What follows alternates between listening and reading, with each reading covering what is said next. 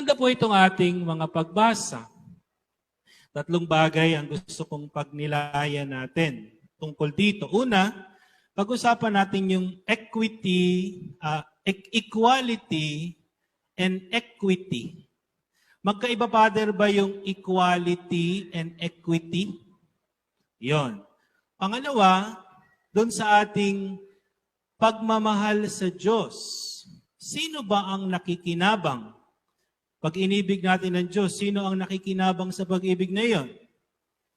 At pangatlo, pag-usapan natin, yun bang ikalawang utos ay pangalawa sa pinakadakilang utos ay kasing halaga noong una?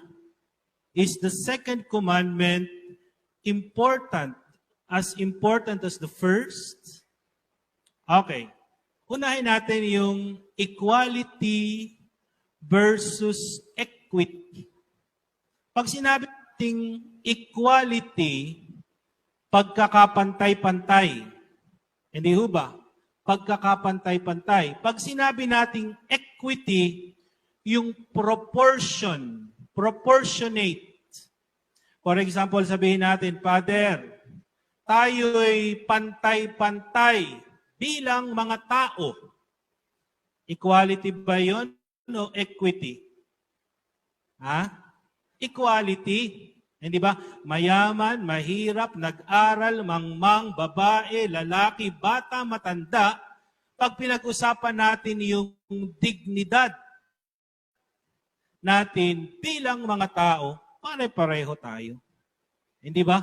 Bagamat sinasabi natin yung mga matataas ang tungkulin, yung mga kilala sa lipunan, tinatawag nating mga dignitaries, mga kagalang-galang, honorable. We use them sa civil forum. At the same time in the church, we address this one as Excellency, Your Grace, or Honorable. Pero basically, yung equality ang ibig sabihin pag pinag-usapan ang dignidad natin bilang tao, lahat ay pantay-pantay. It is equity, Father. Equity is proportionality. Ano, Father, yung proportionality? For example, pag pinag-usapan natin ang batas ukol sa pagbubuwis, batas ukol sa pagbubuwis, ang pag-uusapan natin, equity. Proportionality. Those who have more should pay more. Hindi ba? Those who have less should pay less. Or kung minsan, exempted pa sila. Paano pa? Halimbawa, kayo mga nagtatrabaho na kinukaltasan ng income tax. May mga exception doon. Head of the family ba kayo? Ilan ang dependents ninyo?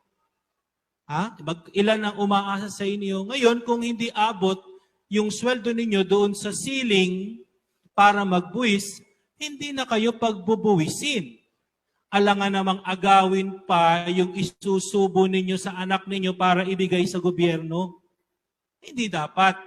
Dahil meron kang kakayanang magbayad ng buwis dahil marami kang property, magbayad ka. Mayaman ka eh. Hindi ba? Pero ikaw naman na mahirap at wala ka kaya na magbuwis, unahin mo yung pamilya mo. That's equity. Hindi ba? Parang hindi naman yon fair, Father.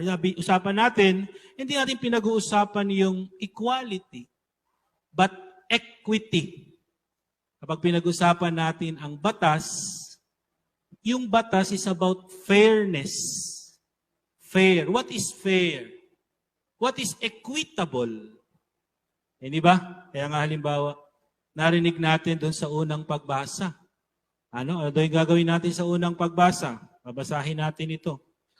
Maganda po ito. Maging gabay na lang natin sa araw-araw ito. Hindi ba? Kapag nangutang sa inyo ang inyong mga kababayang mahihirap, huwag ninyong hihingan ng tubo. Kayo na lang ay pinagtatrabaho. yung kinikita doon sa kanilang inutang, ibabayad sa tubo. Huwag na kayong umutang. Ako po, ang prinsipyo ko sa buhay, kahit isang tuka, okay lang, basta walang iniisip na utang. Pero hindi talaga maiwasan na hindi mangutang. Pag daw ang kapatid na dukha ang nangutang, huwag namang masyadong malaki ang tubo. Alam niyo kung bakit.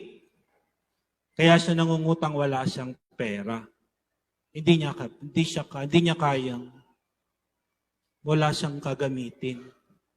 Ngayon, pagpapatungan mo pa ng malaking tubo, ikaw na lang ay pinaghahanap buhay niya. Kung tuusin, ikaw ang binubuhay niya. Sa halip na ikaw ang makatulong, ikaw ang tinutulungan niya para yumaman. Pag-isipan ninyo.